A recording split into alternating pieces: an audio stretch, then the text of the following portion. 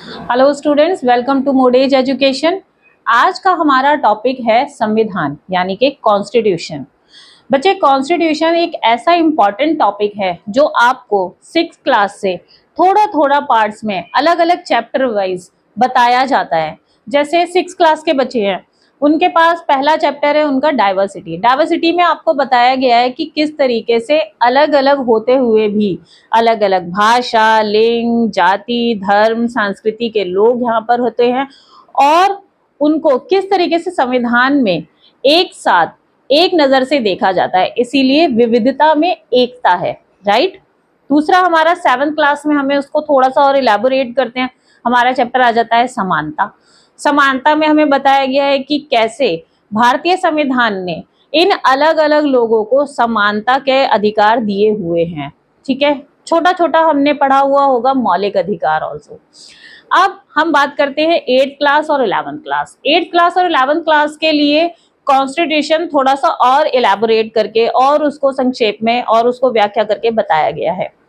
अब बेटा ये है कि ये जो चैप्टर है कॉन्स्टिट्यूशन, ये 8th क्लास, 11th क्लास और इसके नोट्स काम आएंगे हायर एजुकेशन जो बच्चे कर रहे हैं उनको काम आएगा कि वो कॉन्स्टिट्यूशन के यहाँ से नोट्स भी अवेलेबल आपको होंगे, क्योंकि हम ये हिंदी और इंग्लिश दोनों लैंग्वेजेस में बना रहे हैं।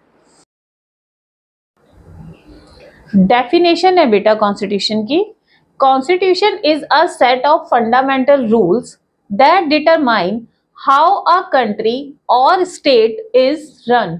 यानी संविधान मौलिक नियमों का एक समूह है जो ये निर्धारित करता है कि किसी देश या राज्य को कैसे चलाया जाए।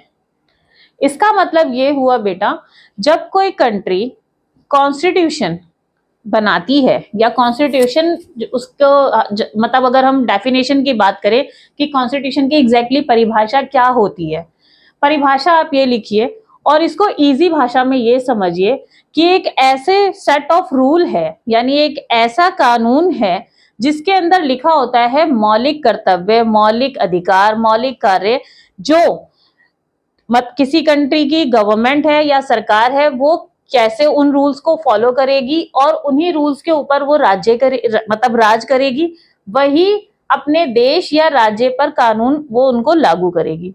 और यही नियम और कानून नागरिकों के लिए भी सेम है, नागरिक भी उसी कानून और नियम को फॉलो करेंगे जो कि कॉन्स्टिट्यूशन में दिए हुए।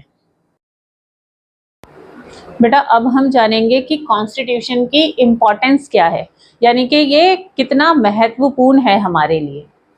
Importance of constitution, it provides a collective and individual power to the people of the country. ये देश के लोगों को सामूहिक और व्यक्तिगत शक्तियां प्रदान करता है। बेटा सामूहिक और व्यक्तिगत शक्तियां का मतलब क्या है कि शक्ति किसी एक के हाथ में नहीं होनी चाहिए। जैसे कि हमने पीछे अगर हम अपनी हिस्ट्री देखें, जब यहाँ पर सिर्फ इस देश में नहीं हर कंट्रीज में तानाशाही या डिक्टेटरशिप हुआ करती थी, तो जब किसी एक के पास शक्ति आ जाती है ना तो वो हमेशा उसका गलत इस्तेमाल करता है। तो इसीलिए शक्ति किसी एक के हाथ में नहीं आनी चाहिए। संविधान इस चीज को हमेशा ध्यान रखता है और हमेशा उसमें मेंशन किया जाता है कि ये एक व्यक्तिगत और सामूहिक दोनों ही शक्तियां प्रदान करे। दूसरा उसका स्टेप क्या है, it provides a specific legal framework that ensure justice to people. ये एक विशिष्ट कानूनी ढांचा प्रदान करता है जो ये सुनिश्चित करता है कि लोगों को न्याय मिले। बेटा लोगों को न्याय मिलना बहुत ज्यादा इंपॉर्टेंट है। अगर हम ये ध्यान नहीं रखेंगे, संविधान ये ध्यान नहीं रखेगा कि लोगों के साथ नाइंसाफी ना हो, तो फिर कोई भी अपनी मनमर्जी करेगा। मनमर्जियों को रोकने के लिए ये न्यायिक ढांचा बहुत ज्यादा इंपॉर्टेंट है। थर्ड पॉइंट है बेटा हमारा, it specifies the type of government the country has and how it must function. ये निर्देशित करता है कि देश किस प्रकार की सरकार होगी और इसे किस प्रकार कार्य करना होगा। बेटा आपके जो कंट्री है, मतलब लाइक कोई देश है, उस देश में किस प्रकार की सरकार होगी ये भी निर्धारित जो है वो कॉन्स्टिट्यूशन ही करता है। जैसे भारतीय कॉन्स्टिट्यूशन में लिखा हुआ है, भारतीय संविधान में मेंशन है कि भारत में डेमोक्रेसी होगी, यानी कि लोकतंत्र फॉलो किया जाएगा। इसका फोर्थ पॉइंट है, it lays down limitation of the government and it's power. ये सरकार और उसकी शक्तियों की सीमाएं निर्धारित करता है। बेटा, सरकार की शक्तियां निर्धारित होना बहुत ज्यादा इंपॉर्टेंट है, क्योंकि अगर किसी को अपार शक्तियां या अनलिमिटेड शक्तियां मिल जाए तो वो हमेशा उसका गलत फायदा उठा सकता है। इसीलिए सरकार की लिमिटेशन बहुत ज्यादा इंपॉर्टेंट है, और वो लिमिटेशंस कहाँ मेंशन है? हमारे संविधान के अंदर। It lays down a specified set of laws, rights, duties and responsibilities of the people. बेटा, नागरिकों का भी एक बहुत बड़ा योगदान होता है। कॉन्स्टिट्यूशन में वो भी मेंशन है कि ये लोगों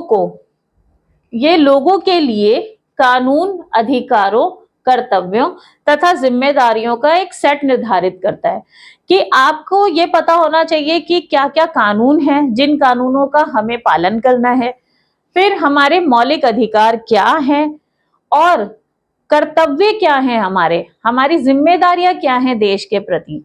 ये भी मेंशन हमें कॉन्स्टिट्यूशन में दिया हुआ है, हमारे संविधान में इसको निर्धारित किया गया है। बेटा, अब हम जानेंगे भारतीय संविधान के बारे में। उससे पहले हमें यह पता होना चाहिए कि आखिर भारतीय संविधान का निर्माण कैसे किया गया। Indian constitution was made by the constituent assembly. एक संविधान सभा का निर्माण किया गया, जिस संविधान सभा ने संविधान का निर्माण किया। Constituent Assembly held its first sitting on 6 December 1946 by the elected member of Provisional Legislative Assembly. संविधान सभा ने अंतिम विधानसभा के निर्वाचित सदस्यों द्वारा 9 दिसंबर 1946 को अपनी पहली बैठक की। अब बेटा, आप सोचोगे कि ये मैम, ये अंतिम विधानसभा क्या है? बेटे, अंतिम विधानसभा इसलिए है क्योंकि पहले हमारे ऊपर, आपको जैसे पता है कि अंग्रेज शासन कर रहे थे, ठीक है, यहाँ पर ब्रिटिश गवर्नमेंट गवर्न कर रही थी। अब ब्रिटिश गवर्नमेंट के पास जब हमारे प्रस्तावना गई हमें आज़ाद करने की, तो एक काफ़ी टाइम से ये प्रोसीजर चल रहा था, जिसके अंदर हम अपनी बार बार अपने पॉइंट्स रख रहे थे कि किस तरीके से हम जब आज़ाद हो जाएंगे तो अपने देश को कैसे गवर्न करेगी हमारी गवर्नमेंट, हमारा अपना खुद का संविधान कैसा होगा। तो उसके लिए इन्होंने क्या करा कि एक विधानसभा बनाई गई, जिसके अंदर अंतिम विधानसभा थी वो, और वो 9 दिसंबर 1946 को उसने अपनी पहली बैठक की। ठीक है। It was composed roughly on 26 November 1949. 248 actual members appended their signature on the Constitution. अब वहां क्या हुआ, इसे 26 जनवरी 1949 को बनाया गया, जिसके अंदर 248 वास्तविक सदस्यों ने संविधान सभा पर अपने हस्ताक्षर किए। उस टाइम के जो मेंबर्स थे वो 248 उस टाइम के जो सदस्य थे, उन्होंने अपने सिग्नेचर किए उस रफली ड्राफ्ट पे कि अब इसके ऊपर अपना संविधान बनाया जाए। तो बेटा, ड्राफ्टिंग होने के बाद it was become effective on 26 जनवरी 1950, यानी 26 जनवरी 1950 को ये प्रभावशाली हो गया, जिसको कि हम रिपब्लिक डे के नाम से मनाते हैं। ठीक है। Doctor Rajendra Prasad was the president of constituent assembly. इस कॉन्स्टिट्यूएंट असेंबली के जो अध्यक्ष थे, जिन्हें संविधान सभा के अध्यक्ष डॉक्टर राजेंद्र प्रसाद, और doctor Bhimrao Ambedkar is known as the father of the Indian constitution.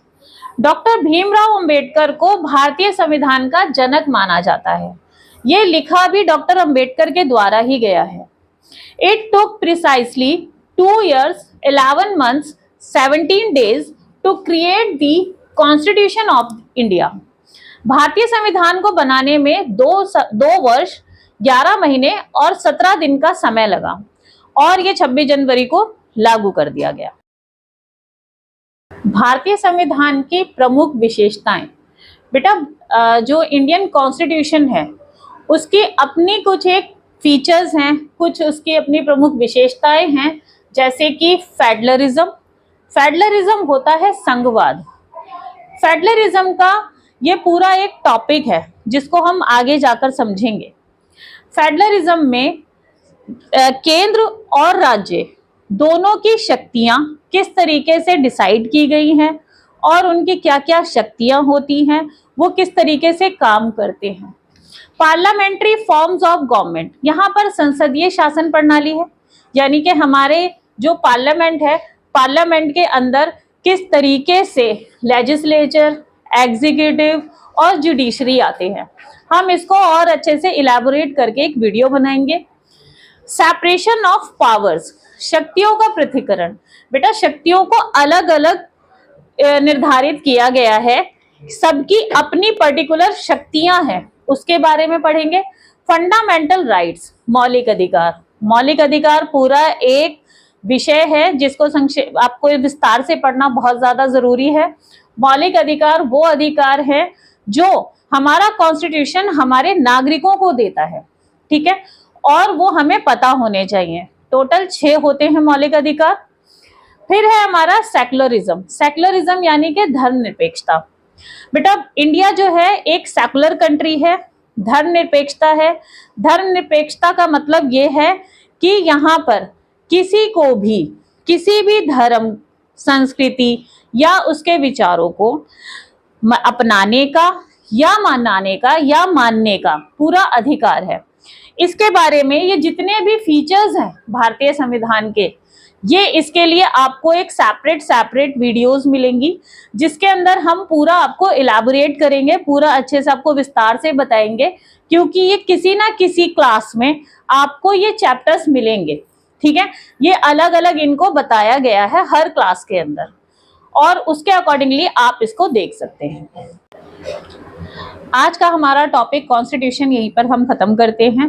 इसका जो लिंक है आपको, जिसके अंदर हमारे नोट्स हैं, वो डिस्क्रिप्शन बॉक्स के अंदर मिल जाएगा और आगे इसी तरीके की वीडियोस आपको मिलती रहे उसके लिए इस चैनल को लाइक, सब्सक्राइब जरूर कर लीजिए बेटा और बेल आइकन को दबा दीजिए ताकि जब भी कोई नेक्स्ट वीडियो डले तो आपके पास नोटिफिकेशन आ जाए। Thank you so much.